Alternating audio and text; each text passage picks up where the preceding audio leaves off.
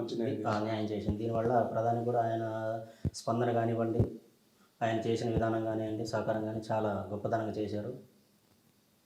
Okay. ఇప్పుడు మనం అక్కడ పార్టీలు పక్కన పెడితే అన్ని పార్టీలు ఈసారి తెలంగాణనే కానీ అటు ఆంధ్రనే కానీ మొత్తం మన సెంట్రల్ గవర్నమెంట్కి సపోర్ట్ ఇచ్చింది. ఇది ఎలా భావిస్తారు అన్ని పార్టీలు సపోర్ట్ చేయడం? కంపల్సరీ ఇచ్చి తీరాలి.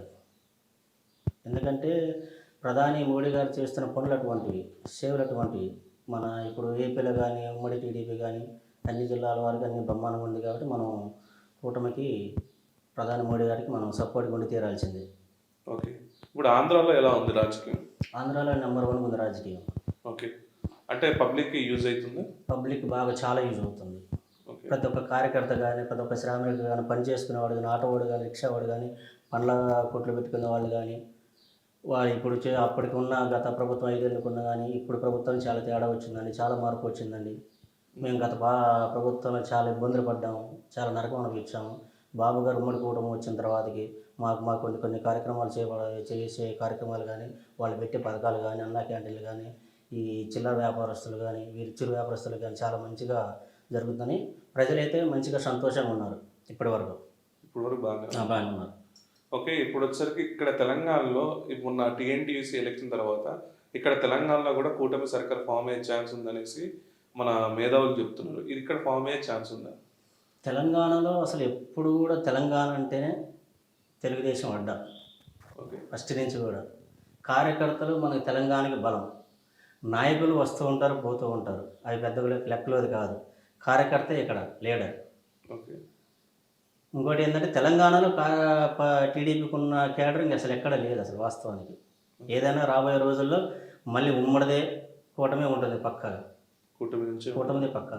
ఇక్కడ ప్రజలు కాంగ్రెస్ పార్టీని కాదనుకొని, బీఆర్ఎస్ని కాదనుకొని ఎన్డీఏకి మీరు చెప్తున్న కూటమికి సపోర్ట్ చేసే ఛాన్స్ ఉందా? పక్కా ఉంది. ఎందుకంటే మనం ఒకసారి రేవంత్ రెడ్డిని గెలిపించుకుంటే ఏమవుతుందో వచ్చి బీఆర్ఎస్ కన్నా ఎక్కువ పథకాలు తీసుకొచ్చి మనకేదో చేస్తారని చెప్పేసి అందరూ కూడా ఈ టీడీపీ నాయకులు కూడా ఓట్లు వేయడం జరిగింది.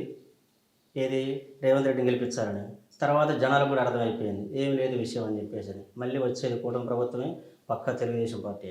ప్రజల్లో ఇంత వ్యతిరేకత ఎందుకు వచ్చిందంటారు కాంగ్రెస్ ప్రభుత్వానికి? అంటే వాళ్ళు హామీలు మెయిన్ ఓవర్ కాన్ఫిడెన్స్, జనాలకు బాగా తీసుకెళ్లారు. 6 హామీల్లో ఏ ఒక్క హామీ కూడా నా వ్యక్తి కూడా సంతోషంగా లేరు.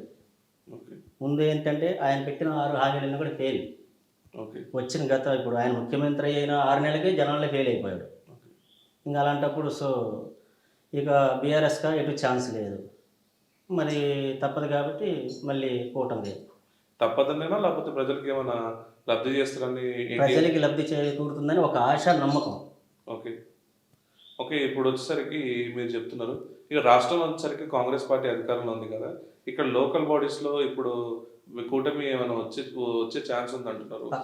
అయితే ఇప్పుడు కాంగ్రెస్ పార్టీ అధికారంలో ఉంది కదా, ఇక్కడ ఫండ్స్ వచ్చే ఛాన్స్ ఉందా? పక్కా ఉంది. కూటమి వచ్చిందంటే కేంద్రం మెడల్ మంచి అయినా సరే తీసుకొచ్చే దమ్ము ఉంది. ప్లస్ ఇక్కడ ఏంటంటే ఈ నాయకుడికి లేదు, మాట్లాడే ఛాన్స్ లేదు. ఇక్కడ ఏదో మన రాష్ట్రంలో కూర్చొని మైక్ మీద కూర్చొని డప్పలు కొట్టడం తప్పితే ఏం లేదు. పక్కా దేశానికి పోతే ఏం లేదు ఇక్కడ. అదే కూటమి ఉంటే పక్కా మనకి ఏది కావాలి, మన రాష్ట్రానికి ఏం కావాలి, మన నాయకులకి ఏం కావాలి, మన ప్రజలకి ఏం కావాలని చెప్పి ప్రతి ఒక్కరు సమకూరుస్తారు అనమాట. త్వరలోనే తిప్పి కొడతారు. ఆల్రెడీ ఇప్పుడు మైనస్లోనే ఉంది ఆయన ప్రభుత్వం. జనాలు అయితే అంత పిచ్చోళ్ళైతే ఏం కాదు. ఓకే. మొత్తానికి అయితే ఇక్కడ టీడీపీ అండ్ ఎన్డీఏ గవర్నమెంట్ వస్తుంది పక్కా, damn sure. Okay. Thank you.